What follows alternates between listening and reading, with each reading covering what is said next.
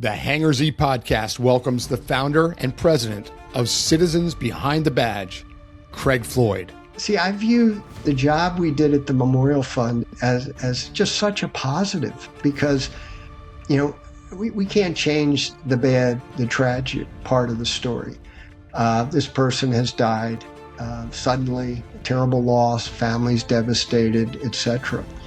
But what we can do is honor them in an important way. Welcome to the Hangar podcast, brought to you by Vertical Helicasts and partnered with Vertical Valor Plus.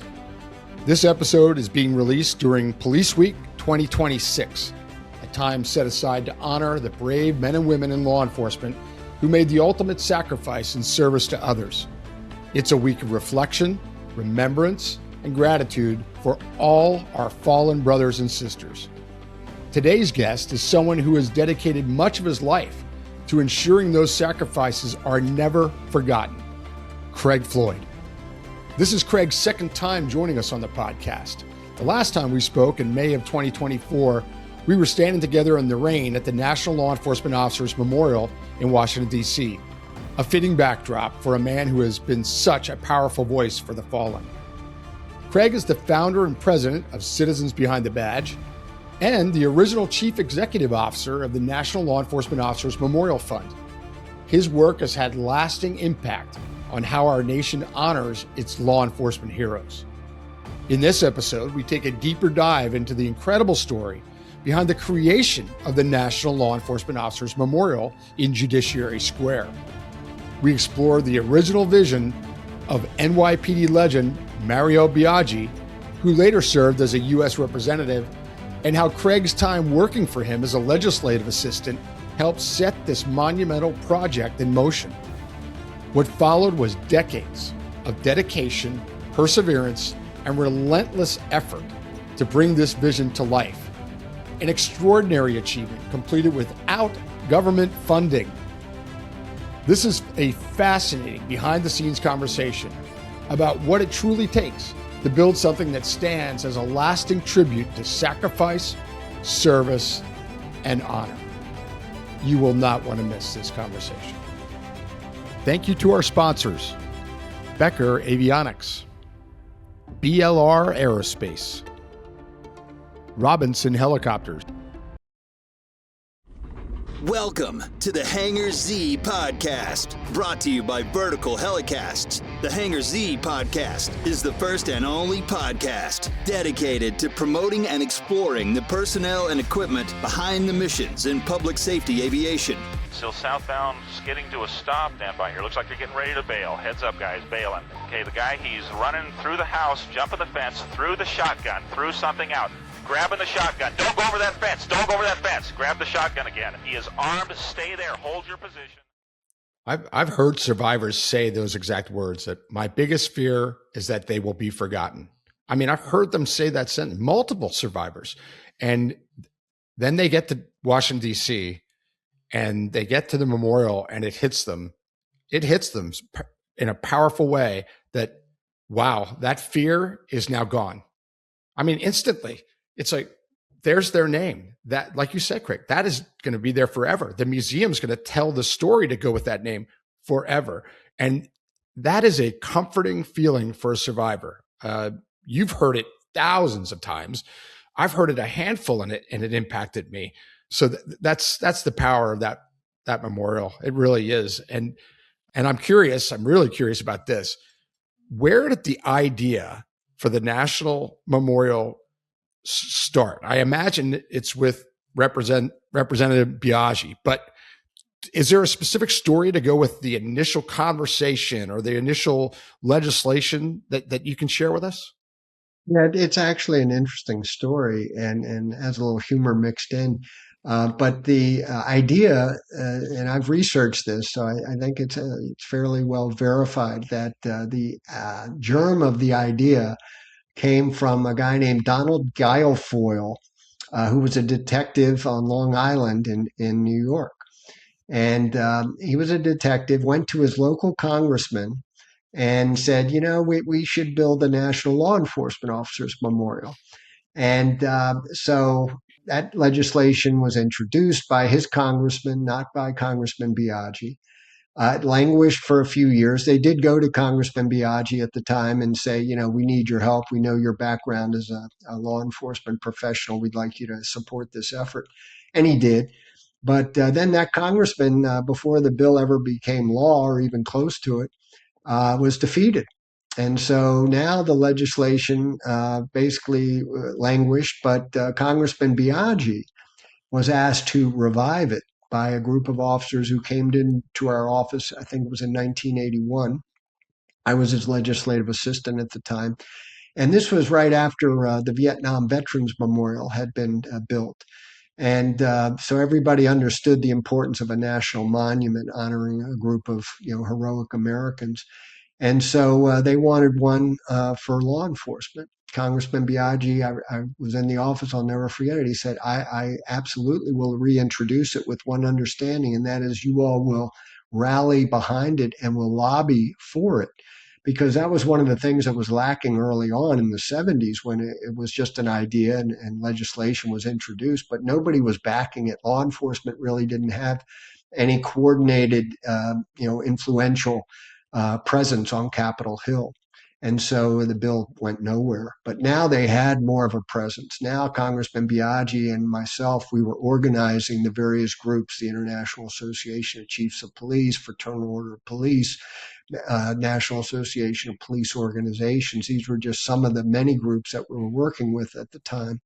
And all of them rallied around it. In 1984, it became law. And so the funny part of that story is on dedication day, I worked 7 years to raise the money and get everything done to build this memorial. And it's going to be dedicated in a couple hours with President Bush with us. And everybody was there. There were 25,000 people that had come to Washington for this great event. And I'm standing outside the host hotel and I get tapped on the shoulder. I turn around and this guy says to me, I'm the reason for this memorial. And I was taken aback. I'm like, what are you talking about? I've never met you in my life. I have no idea who you are. And he says, yeah, my name's Donald Guilfoyle, and this was my idea. I'm responsible for this memorial. And I'd like to sit on the dais. I think I deserve a seat on the dais. And I'm thinking to myself, are you kidding me? I have no idea who you are. And at that time, I didn't know the backstory. Yeah. And but sure enough, he did come up with the idea. But during those 7 years, we were raising the money and designing it and finding a site and doing all the other things we had to do. He wasn't there with me, but and he didn't get a seat on the dais. But after that, I did always acknowledge him as the guy that came up with the idea, and he deserved that. That's great. That is a great story. Oh my goodness, that's a lot of work. Washington, D.C. moves slowly. I mean, that's on most things. It moves slowly, but about 3 years to get the legislation. And then it was a lot more work till 91. So it ended up being about 10 years till it is dedicated. What do you think? I'm sure there was tons of hurdles. What was the biggest hurdle to get that dedicated over those 10 years? Well, probably to overcome our naivete, not understanding the amount of work and the effort needed to build a national monument.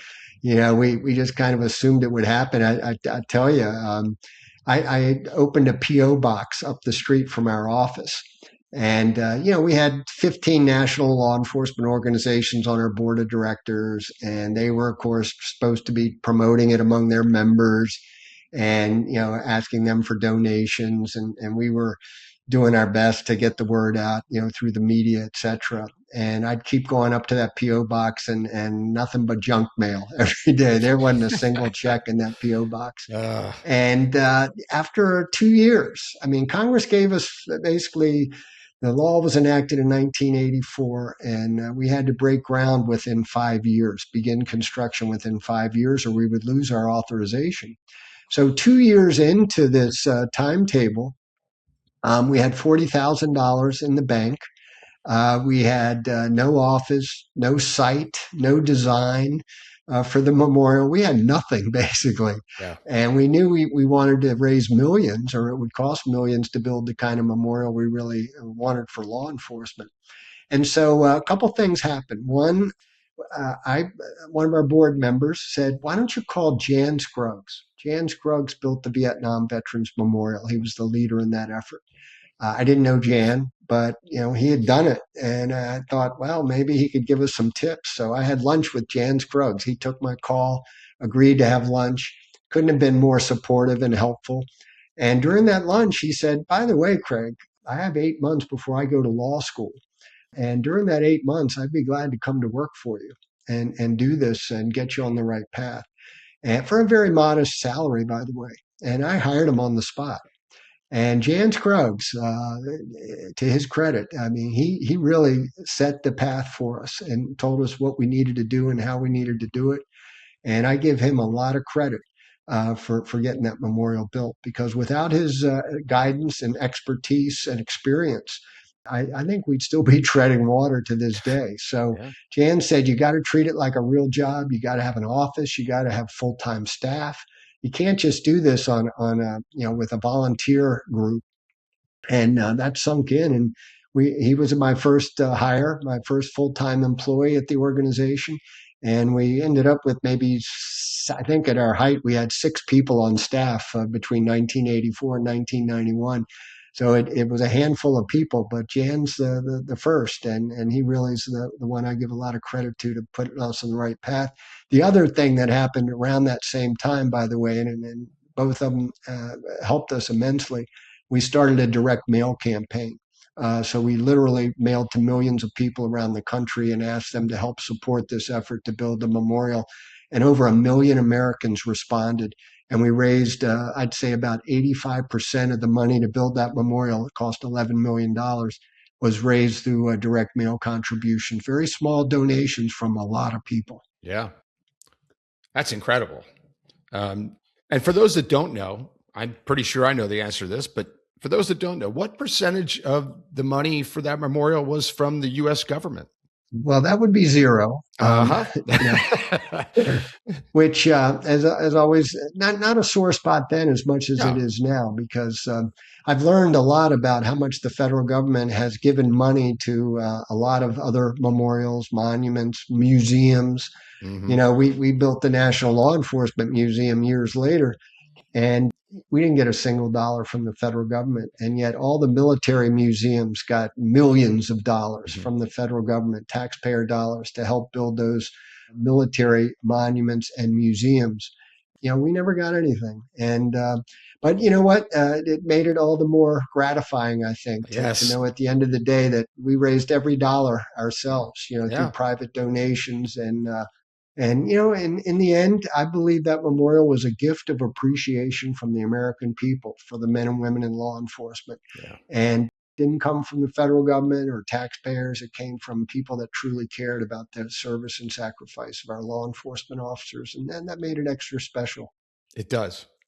It does. But it's shocking for when you go there, to the average citizen that's going to visit Washington, D.C., and they see that memorial, they'd be stunned to know that not a dime from the government went into that beautiful, beautiful, incredible memorial. I mean, but I've heard you talk about that over the years, many, many times. And it does make it special. You're right. It really does. It's almost like a pride thing that you go, well, now we don't need them. Yeah. We have the American people behind us, And it's a sore spot too, Jack. I'll take it a step further, that not only did they not help build it, but there was a provision of the public law to build that memorial that it would be maintained on a daily basis by the National Park Service. And initially, the first year, I think 2 years after it was built, there were 2 full-time National Park Service employees who maintained that memorial, and I loved them both. They did a great job, and they really treated it special, like it was their backyard, or their front yard. And then one of them retired. So now we were down to 1 full-time Park Service maintenance worker. And then he was there probably another 5 to 6 years. And then he retired and was replaced by another wonderful gentleman. And so for a while, we had 1 full-time maintenance worker. And then he was reassigned to the National World War II Memorial. and they took him away from us, and they never replaced him. And so now we have zero maintenance Park Service employees maintaining that memorial for many years before I left. And they had these roving crews that would come along occasionally and empty the trash and, maybe trim the trees and that sort of thing. But what the story I wanted to impress upon people is that the National Park Service, because they have limited resources and they keep building more memorials and more monuments in Washington, they don't give us the level of care that we had in the beginning. And we established a maintenance endowment fund for the memorial. We didn't have to. We weren't required to at the time, but we thought that would be prudent. And thankfully, we have millions of dollars in that maintenance endowment fund. And so now, basically, we mow the lawn. We have a full-time staff person down there. They never put a park ranger there. They told me at one point, I wanted a park ranger there full time, and they said, "Well, you don't have a controlled, environment for that person in bad weather and such." So we built I think we spent about $130,000 building our information kiosk, we call it, which has air conditioning and heating, and is a nice little spot to hang out in bad weather. And I went back to the Park Service then. I said, okay, now we've got a controlled environment for your park ranger. Can you assign one? And they said, oh, no, we're low on staff. We don't have the means to do that. So we never have had a park ranger. We don't have a full-time maintenance worker at the memorial. But because we have the means, the maintenance endowment fund, we do most of the maintenance work there ourselves. The Park Service does a minimal amount now compared to what they did in the beginning. It's incredible, especially after being there, for anyone, but certainly for us. John, isn't it stunning? I mean, you saw it, you stood there. It's immaculate. It's incredible. Yeah, I'm shocked to hear that. I think seeing how beautiful it is, you just assume that it's part of the care of all the other monuments that exist in the DC area. And to hear that, well, we're left out again, is shocking, but not, Gratitude again comes to mind. And in the thought process, you all had to develop an endowment fund for the maintenance of the facility. Because a lot of times the maintenance of that or aircraft or anything else kind of gets left out of the thought process. So kudos to you guys to consider that and put that in place early on. Yeah, that was great foresight. Give us a quick thumbnail of what your position was that you held for decades as the chief executive officer of the memorial. Well, I think one of my strengths was that I like to write. I like to speak. I didn't raise money before I started in this job. But pretty soon you learn fast that you have to be a pretty good fundraiser at the same time. Oh, yeah. Yeah. And really that's all about building relationships, and I consider that one of my strengths. People have to have confidence in the person leading the nonprofit in order to donate to that nonprofit. And I had that responsibility, whether I liked it or not, the spotlight, the microphone, that was my job. I had to learn to deal with all of that. And so I think, I tried to be authentic. I tried to be genuine. And I think I was able to develop very close and good relationships with a lot of people that were willing to help, whether it be law enforcement leaders, who gave us credibility. They supported the project, or whether it be corporate donors, for example. I'll tell you, in those early days with the memorial, our corporate donations were at modest levels.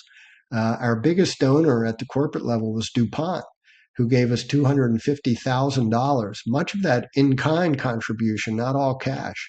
And we've maintained a very strong relationship with DuPont throughout the years. They ended up being one of our biggest contributors to the National Law Enforcement Museum as well. But an interesting story, Motorola at the time gave us $30,000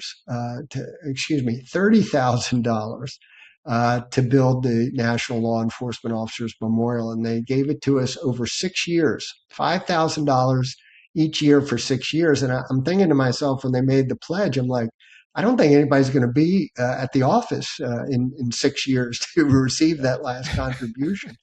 But we were there, and they fulfilled their $30,000 pledge. So fast forward, building the National Law Enforcement Museum, to put it in perspective, they became our biggest donor, $18 million. Wow. So you see the difference. Most the money to build the memorial, as I said, came from small donations from a lot of people. Incredible. But it was developing, the ability to raise money from whether it be direct mail with private citizens or corporate donations. But mainly, I view myself as more of a cheerleader, more of a promoter, somebody that just, spoke highly of law enforcement, articulated the reasons why we needed that memorial. And I think that was one of my greatest strengths, and one of my most important jobs was rallying a lot of other people around it.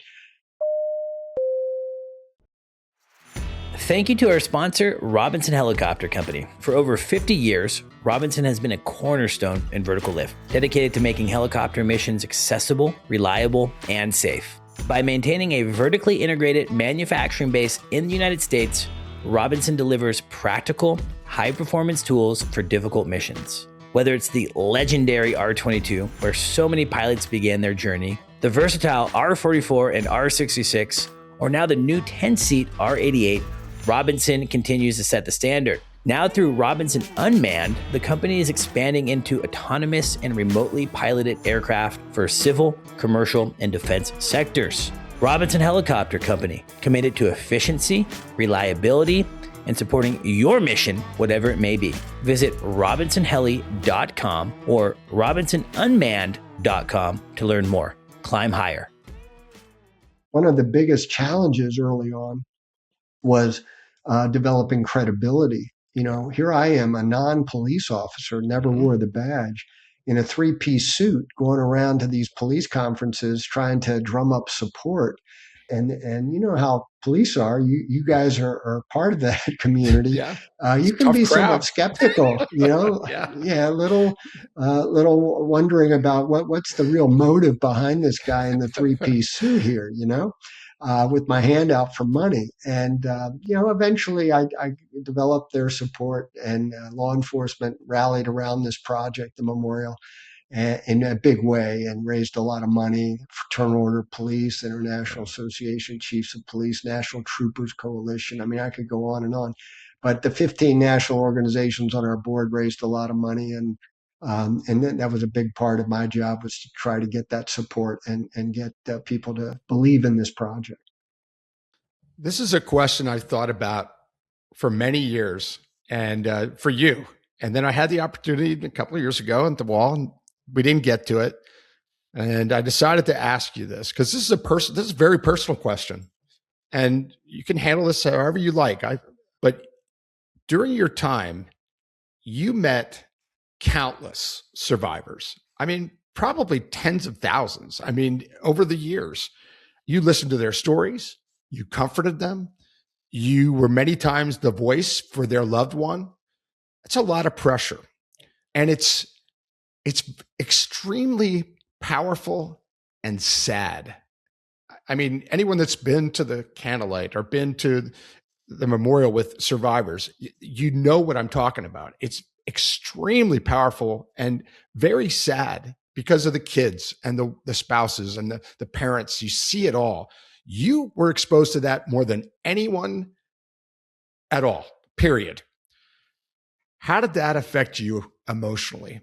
I mean, did it take its toll on you? And how did you keep your composure the way you did? Because you did, among all this grieving at the memorial. And that's an interesting question. I've heard a lot over the years when I was at the Memorial Fund.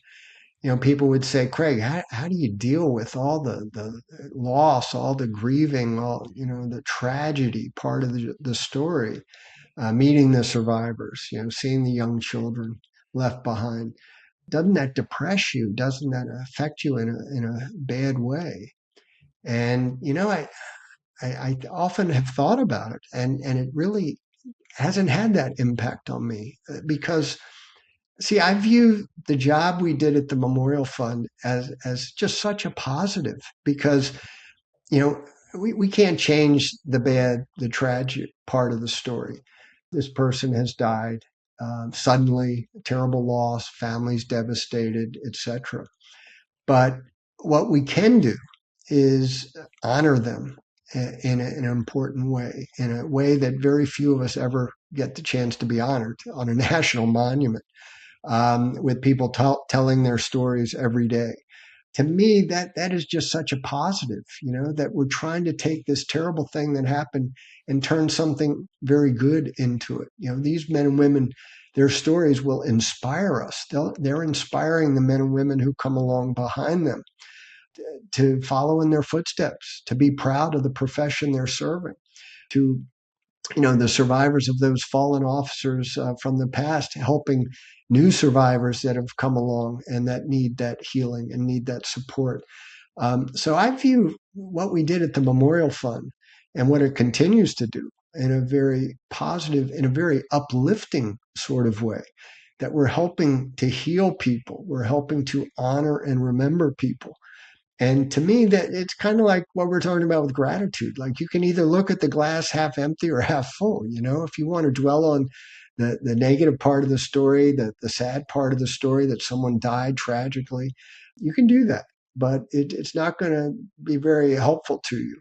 But if you start thinking about it, of this memorial is a very positive thing, very important to this country, very important to the survivors, very important to the officers now following in the footsteps of the fallen, it changes your perspective and it makes you see it in a much better way, a much more positive way. And so to me, it was nothing but uplifting and a sense of purpose and importance, being a part of that memorial fund for 34 years and helping people. And I love it. So, yeah, I chose not to be depressed by the stories that I tell every day. I still talk about the fallen and how they died, but I try to stress, the importance of their legacy, the importance of the people they left behind, and the impact it left on the people that now remember them and honor them. Perfectly stated and beautifully said.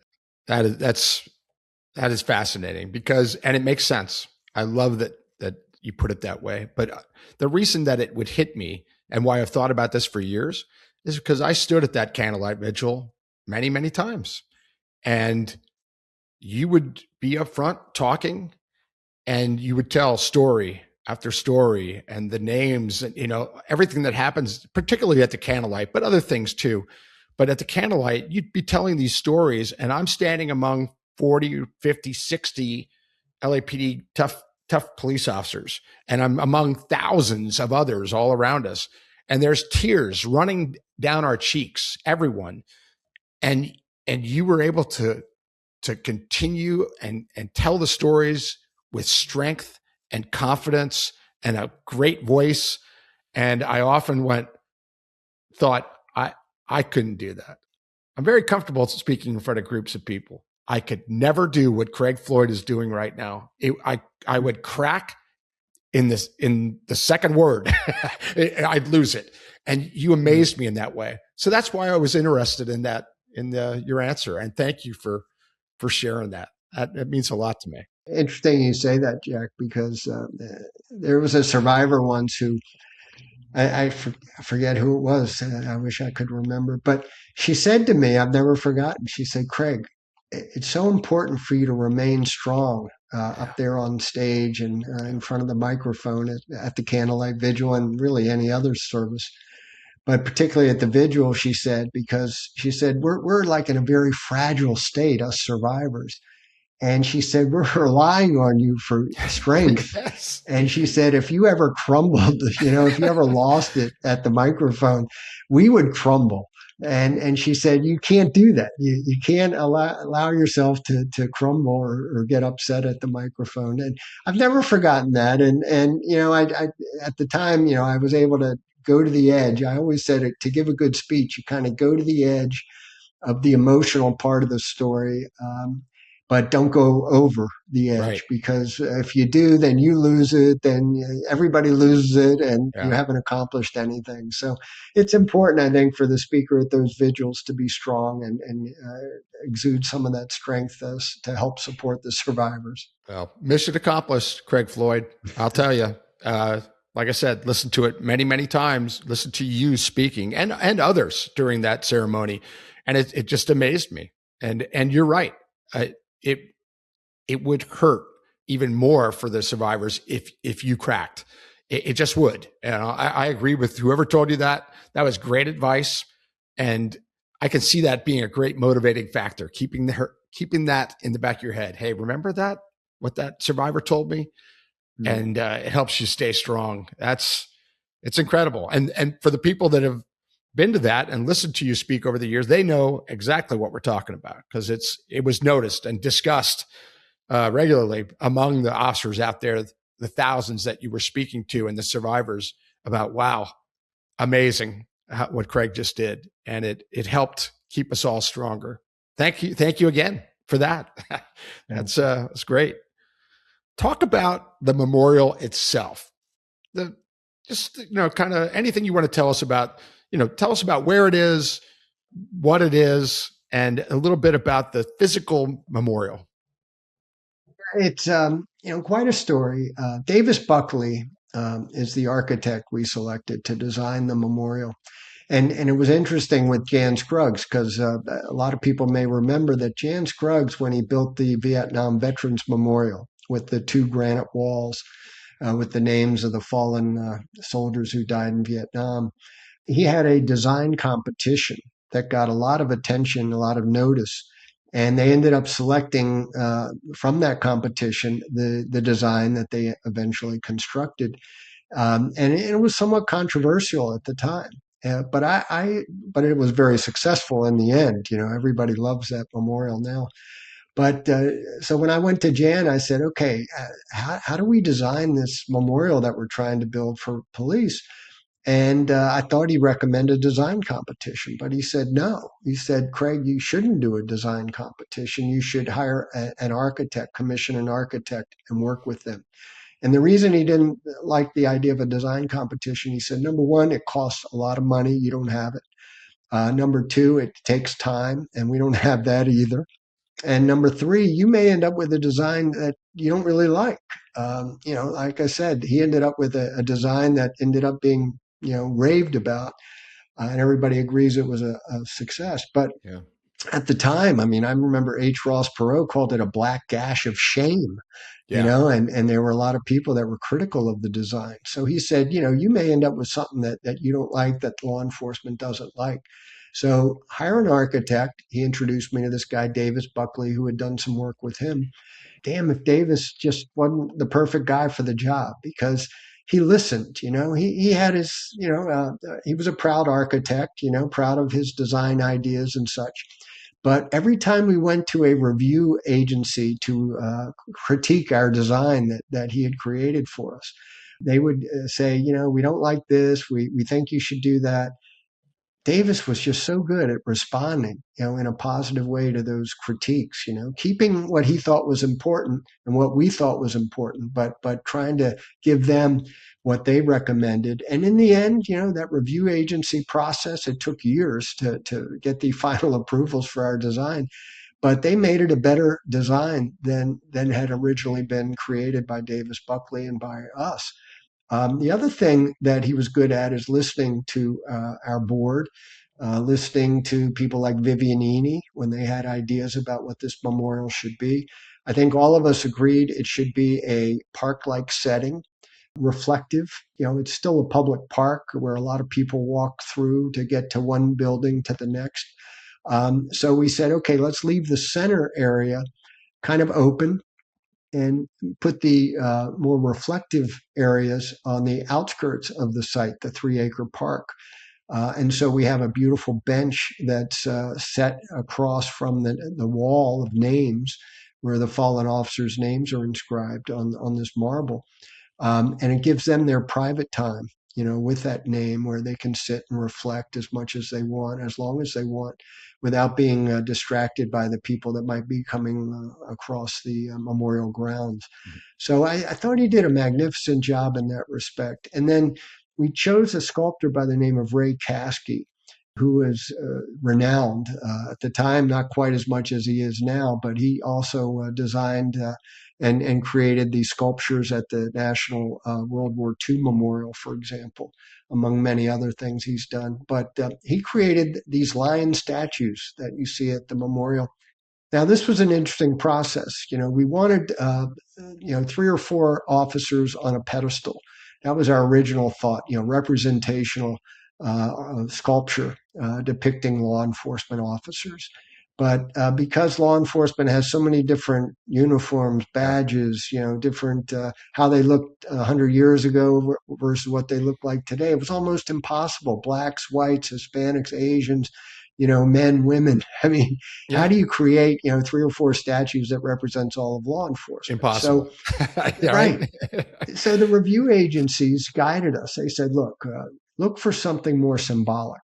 And so we came down to two symbolisms of law enforcement, either the eagle or the lion, both, kind of strong, representative symbolic figures of law enforcement, strength, courage, valor.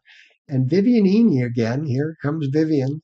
Vivian, at one of our board meetings when we were debating eagle versus lion, said, she started talking about this book her daughters grew up with, Narnia, I think was. Narnia, yeah, that's the lion, yeah.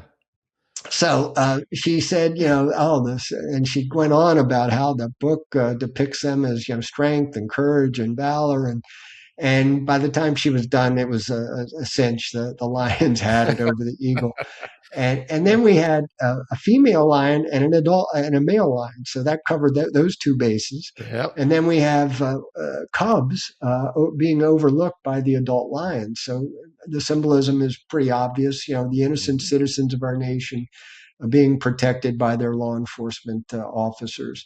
And if you go to the memorial, there's a bit of a subtlety that you may not notice at first. But one of the cubs facing the more menacing adult lion in a kind of a attack posture senses some evil lurking about. So instead of sleeping as the other set of cubs are, this cub has its head up. It's sensing there might be some danger lurking about.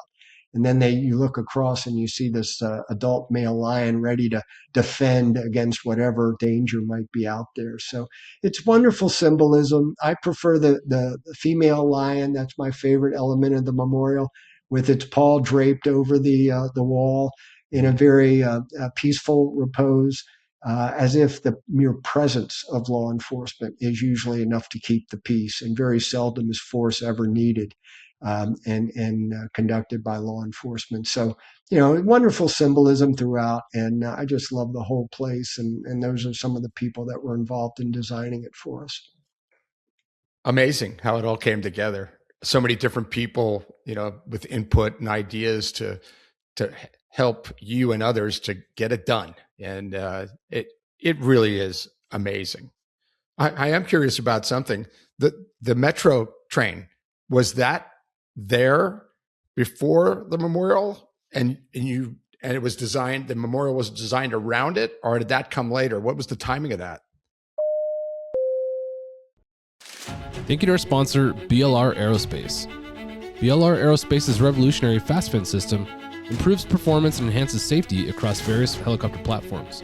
This cutting-edge aftermarket solution improves tail rotor effectiveness, stability, and payload capacity while reducing fuel consumption and pilot fatigue. Trusted globally, FastFin delivers unmatched control, efficiency, and reliabilities for diverse helicopter operations. Learn more at blraerospace.com. That was interesting and somewhat challenging. The Metro subway system was there before we selected that site for our memorial. It's called Judiciary Square, and that's the name of the subway stop. But, so in the design, the question was, it had these kind of, I don't want to call them ugly, but they were, not the most beautiful handicapped elevators in the middle of the memorial space, right? So Davis Buckley initially had kind of designed the memorial so that we ignored that central area where the metro elevators were, because they didn't look all that pretty to begin with, and he didn't want people to really focus on that. So J. Carter Brown, who was the chairman of the Fine Arts Commission, I'll never forget, he said, no, you've got to incorporate those elevators into your design. And he suggested a pergola, which basically is a couple columns that have like a canopy effect, kind of curving. And Davis, to his credit, was able to design the pergola so it incorporated those metro elevators into the central plaza, and it became a beautiful element of the memorial. It took us a year and a half, almost 2 years, to get the metro subway people to agree to reclad their metro elevators, which was kind of a dark brown aluminum, into a light colored cladding that would match our memorial colors. Because they thought, oh, nobody will be able to find the elevators if they didn't look exactly like all the others in the system. And that was a touch of genius. And I credit Carter Brown and Davis Buckley for figuring that out. The plus side of that metro station there is that it's easy to get to that memorial. You just hop on the metro anywhere and get off at Judiciary Square, and you end up in the middle of the memorial, period. I mean, you come up the escalator or the elevators, and there you are. It's so easy to maneuver and navigate to get there, and for the museum as well. It's just perfect. It's a great benefit because, as you found out over the years, it's tough sometimes to find parking in that area of town, and being able to come on the metro system is so handy. It sure is. I think we parked in the red for about 30 minutes. We did. Remember that? Trying to figure out how to get in there. Craig might have to plug his ears here and that, but it was difficult to find parking there.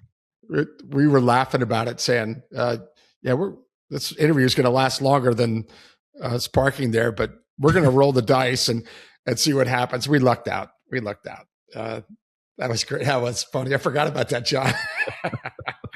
And it was raining. We didn't want to walk blocks. So in the time that we have left, a couple more topics here, and one that is truly meaningful to you and I for a lot of the same reasons. Talk about the Police Unity Tour. And this, like we said, this is the 30th anniversary of the PUT. Talk about what the Police Unity Tour means to you and to that memorial. Well, when you think about all the people, all the organizations that have been such an important part of the Memorial Fund, the memorial, the museum, raising money, raising awareness, there's no group that comes before the Police Unity Tour. 1997, they started 30 years ago. I remember I had a lunch meeting in Florham Park, New Jersey, where it originated. And I mentioned my wife is from Florham Park. So this lieutenant from Madison Police Department, which neighbors Florham Park, who I'd known for many years, Jerry Mantone, he had helped build the memorial. He said, hey, there's a guy you need to meet that wants to meet you. She wants to share an idea. And so I went to this lunch meeting with Jerry Mantone and a guy named Pat Montori. Pat was an officer with the Florham Park Police Department. And he had this idea, he shared with me over lunch, that he wanted to take a group of cops from New Jersey and ride bicycles down to Washington, D.C. to the National Law Enforcement Officers Memorial to help, again, remember and honor 2 officers that had died in Florham Park, but also to honor all the men and women who died in law enforcement service. And I left that meeting thinking, okay, great idea, but I'd heard many, and this one just didn't seem feasible. So, and I didn't know Pat well enough to know that, of course, it was feasible because Pat was behind it. And so that following May 1997, sure enough, 18 police officers rode their bicycles from Florham Park, New Jersey, including Pat Montori and Harry Phillips and a few others. Yeah. And they called me up. We didn't have any welcoming ceremony. We didn't have anything. I didn't even know when they were going to be arriving. And they called me up, I guess, after they had got to Washington and said, hey, let's meet down at the memorial. We have something for you. And so I went down and met him at the appointed hour, and they handed me a check for $18,000. Each of the 18 riders raised or donated $1,000 to the memorial fund. And it grew from there. Every year there would be more officers riding. And eventually we figured, they've ridden a long way. We should probably have a welcoming ceremony for them. And so we started organizing, a more formal welcome. And now, better than I, you were there the last couple of years, but they had now over 2,500 participants, support people as well as riders. And every year they come down with a check for well over $2 million. So I think all totaled now, I don't know, it's almost $40 million, I believe, that they've raised for the Memorial Fund over these 30 years. And every year it seems to be a little more than the last. And, you talked to me about not being strong at the microphone. And there were a couple ceremonies and during those early days when we started welcoming these riders, and hundreds of riders handing me a check for, $1 million. And that got to me. I was surprised, frankly, that I lost it on a couple of occasions. I couldn't speak very clearly.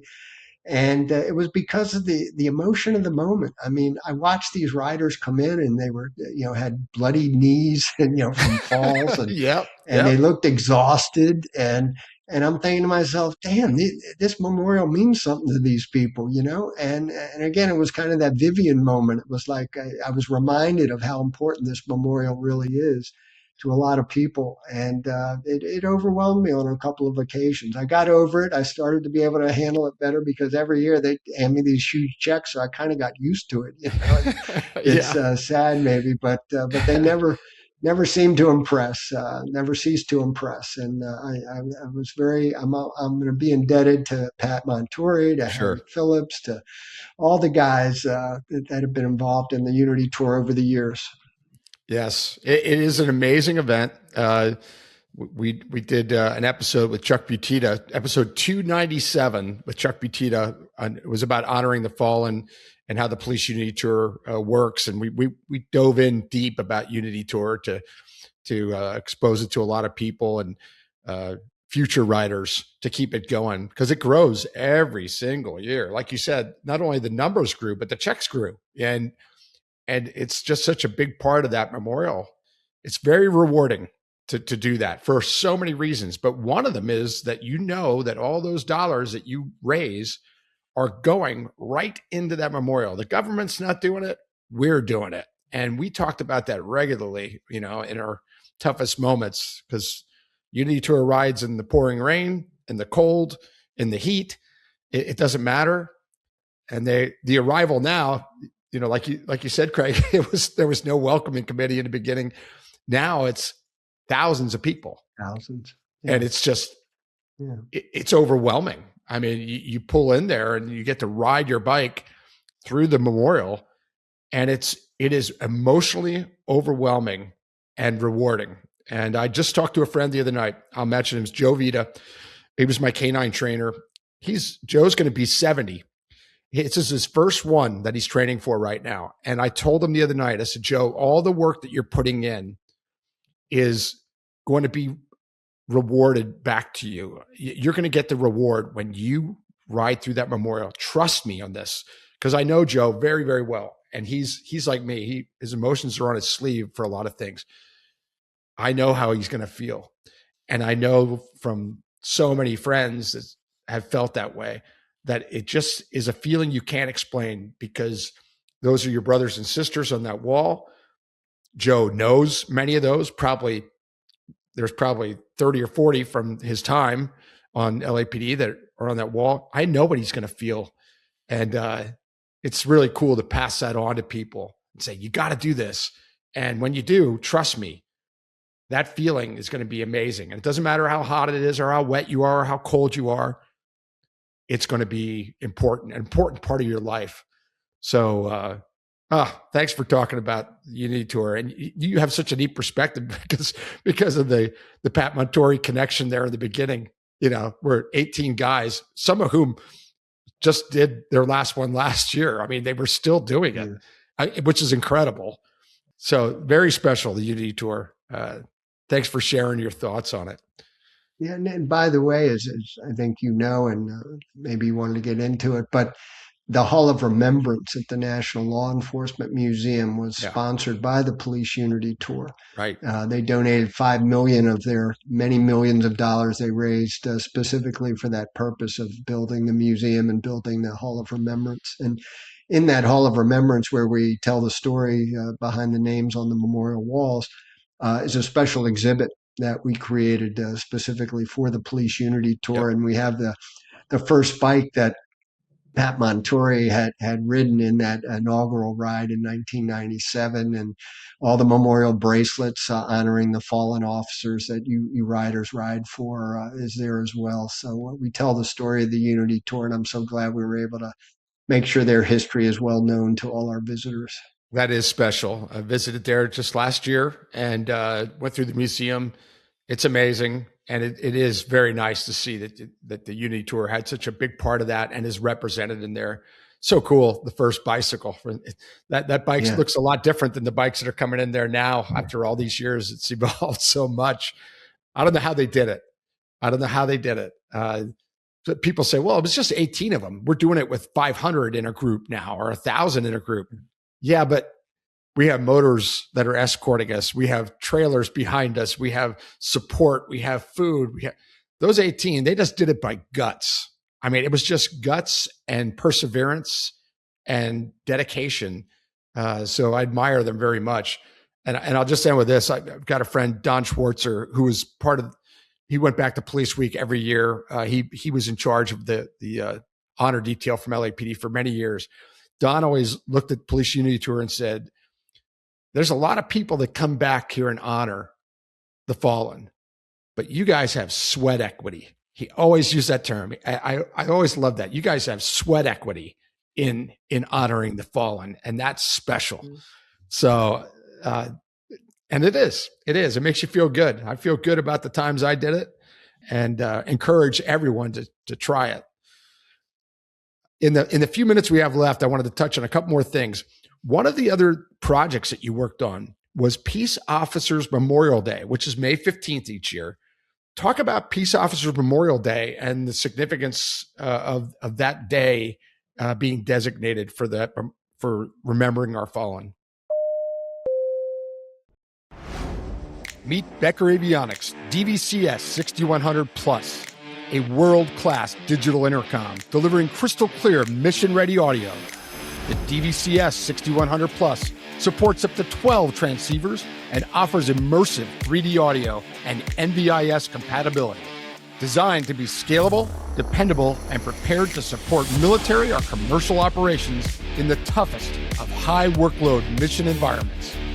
Visit us at beckerusa.com. Yeah, actually, National Police Week and Peace Officers Memorial Day originated through a resolution signed into law by President John F. Kennedy. We're talking about 1962 when that first came about. Peace Officers Memorial Day is May 15th every year, a day to honor the fallen officers of this country. And it's always during the week of May 15th. So it begins on a Sunday, ends on a Saturday, and it's the week that includes May 15th. And so fast forward to I think it was 82, the first national ceremony for National Police Week and Peace Officers Memorial Day was held on May 15th by the Fraternal Order of Police, all right, our nation's largest organization of police officers. And they and their auxiliary, a woman by the name of Susie Sawyer and Trudy Chapman, who were heavily involved with the auxiliary at the time, helped organize that first ceremony near the U.S. Capitol in a place called Senate Park. They only had about 125 people actually attend that first ceremony. No survivors were there. I'm told the largest contingent were actually Boy Scouts. But they honored the fallen on May 15th in Washington, D.C. And every year after that service started to grow. And today, 50,000 or so people attend the Peace Officers Memorial Day service.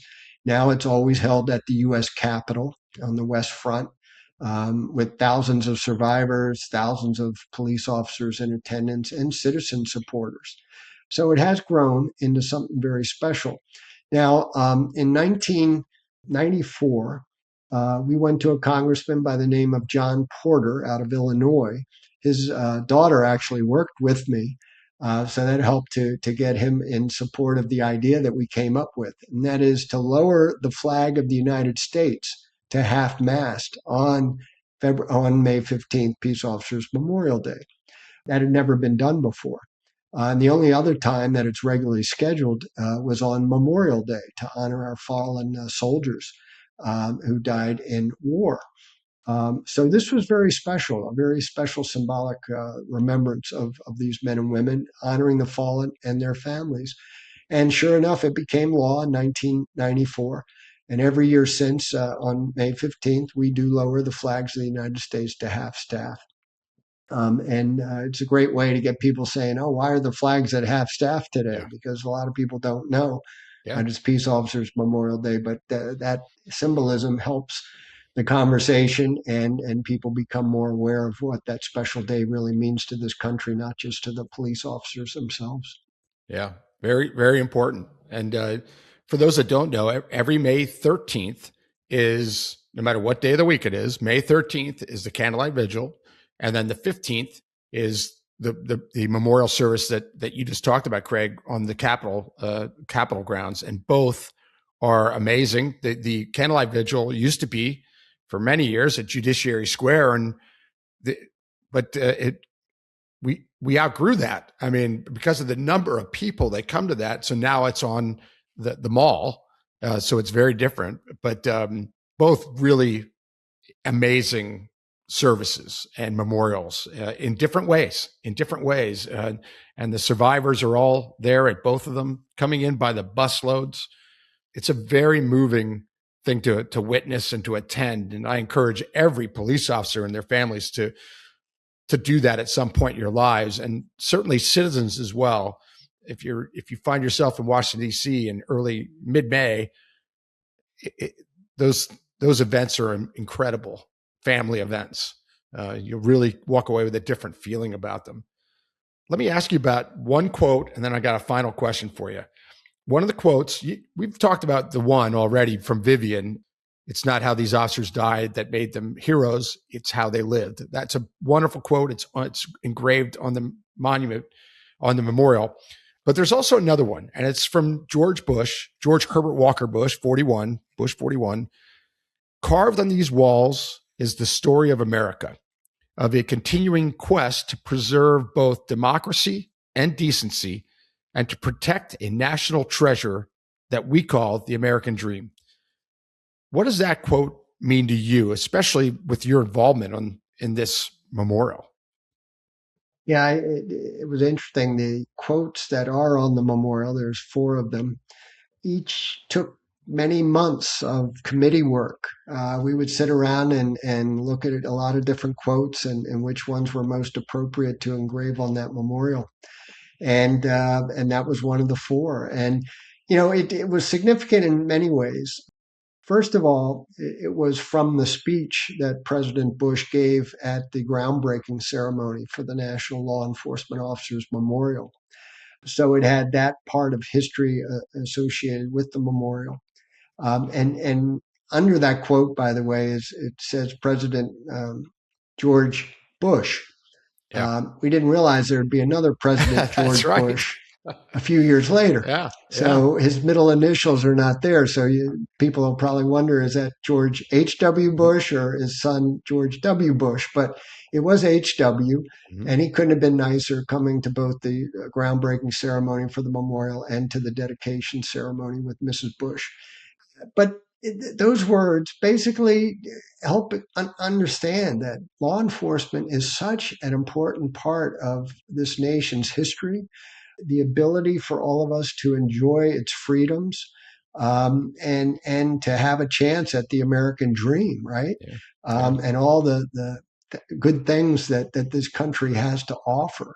Without law and order, without our protectors enforcing those laws, keeping the peace, allowing us to go on with our lives safely, we wouldn't be able to enjoy these freedoms, these liberties.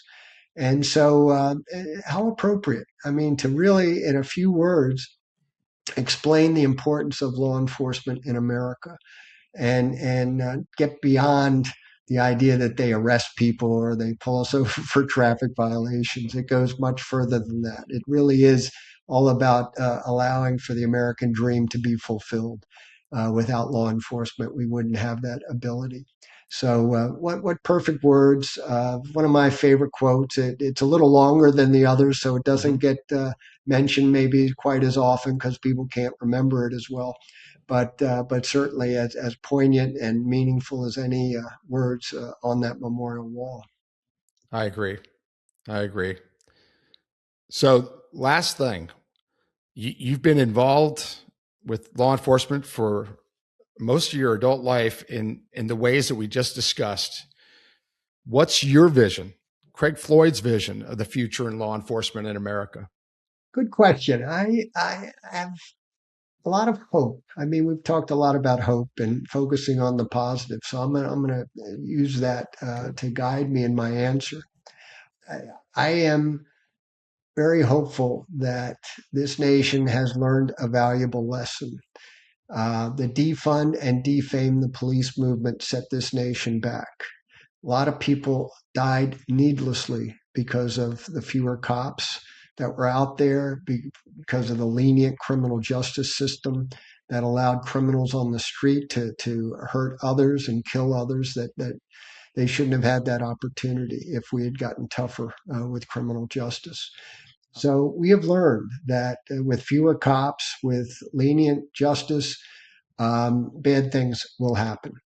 And I hope and pray that we've learned our lesson and that now we are getting smarter, that our politicians have awakened to the idea that we need to support our police officers. We need to express that support loudly and clearly.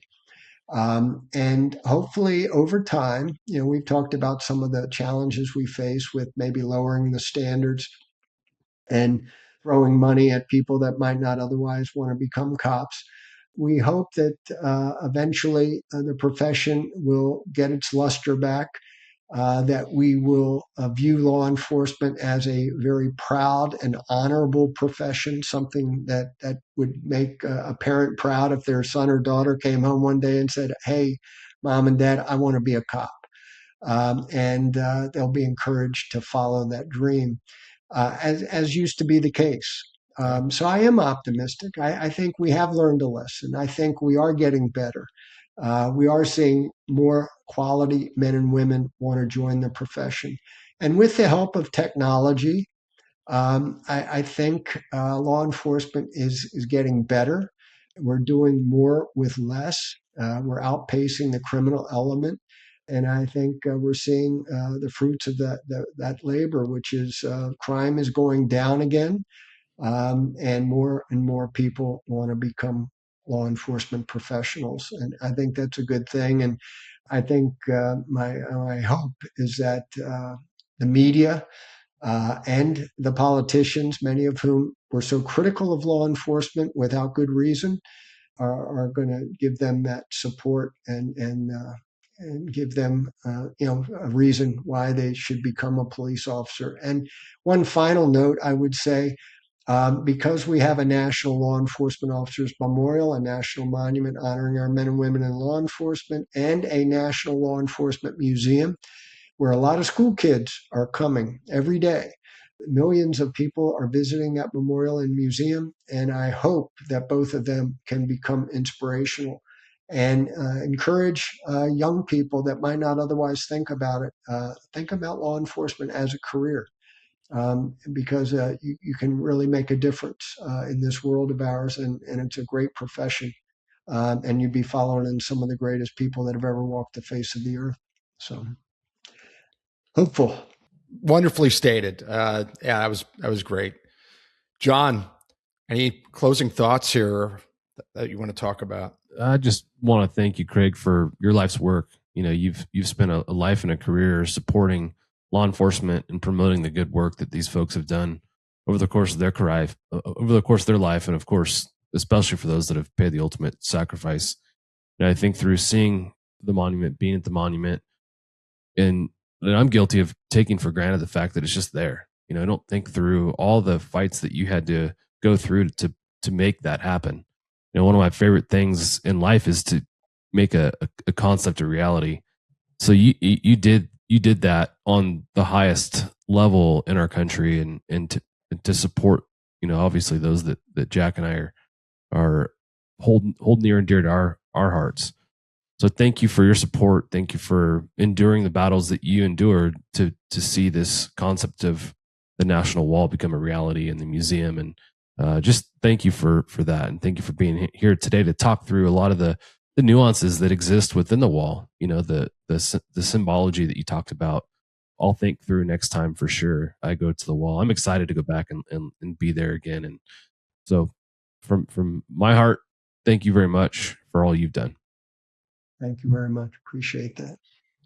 I echo everything John just said. Is so true. It's a special place, and it's one that I look forward to visiting every time I'm in DC for whatever the reason, whether it's on a bicycle or not. It's one of the stops I just have to make, and it affects me differently each time. Craig, thank you. Thank you for joining us again and taking the time to do that. Your perspective on this topic is just so powerful, so unique. Your memory is amazing that from all the people you met and the stories and the contacts you had with survivors, it just is such a wonderful voice for law enforcement to share with as many people as we can. And you're doing it with Citizens Behind the Badge. You're doing it with Heroes Behind the Badge podcast. And we do it as often as we can on the Hangar Z. But having you on now twice, really, it's such an honor. It is such an honor. And thank you. Thank you so much. My pleasure and privilege, really. I love reminiscing, number one, and with people that truly care and have played a part in this journey. I couldn't think of a better way to spend these last couple hours. Well, thank you, Craig. That's very kind. We appreciate that. 24,412, I believe, is the current number of names on that wall, on that memorial in Washington, D.C. in Judiciary Square. Just think of how many families and friends and colleagues and coworkers were affected by those 24,000 plus names. It's absolutely astounding. And it pains me to say it, but it's the one memorial in Washington, D.C. that will likely never end. The Vietnam War is over. The World War II is over. The number of names that are listed, that's it. Unfortunately, this memorial has to live on because the names just keep getting added. Hopefully less each year. You know, we're always striving for that. But it's a place that all law enforcement officers should visit at some point. And so I encourage you all to do that. So for everyone that's listening to this, it's Police Week. Make sure you honor our fallen in the special way that's important to you. We're doing it in many ways. One of them is to bring this podcast to you with Craig Floyd. And I hope all of you have a good Police Week. With that, everybody stay safe, and we will catch you the next time on the Hangar Z podcast. Thanks for joining us for this episode of the Hangar Z podcast. Don't forget to like and subscribe to hear more stories that promote the personnel and equipment behind the missions in public safety aviation. Lastly, stand by for a message after a word from our sponsors. Cheers. Thank you to our sponsor, Robinson Helicopter Company. For over 50 years, Robinson has been a cornerstone in vertical lift, dedicated to making helicopter missions accessible, reliable, and safe. By maintaining a vertically integrated manufacturing base in the United States, Robinson delivers practical, high-performance tools for difficult missions. Whether it's the legendary R-22, where so many pilots began their journey, the versatile R-44 and R-66, or now the new 10-seat R-88, Robinson continues to set the standard. Now through Robinson Unmanned, the company is expanding into autonomous and remotely piloted aircraft for civil, commercial, and defense sectors. Robinson Helicopter Company, committed to efficiency, reliability, and supporting your mission, whatever it may be. Visit robinsonheli.com or robinsonunmanned.com to learn more. Climb higher. Thank you to our sponsor, BLR Aerospace. BLR Aerospace's revolutionary fast fin system improves performance and enhances safety across various helicopter platforms.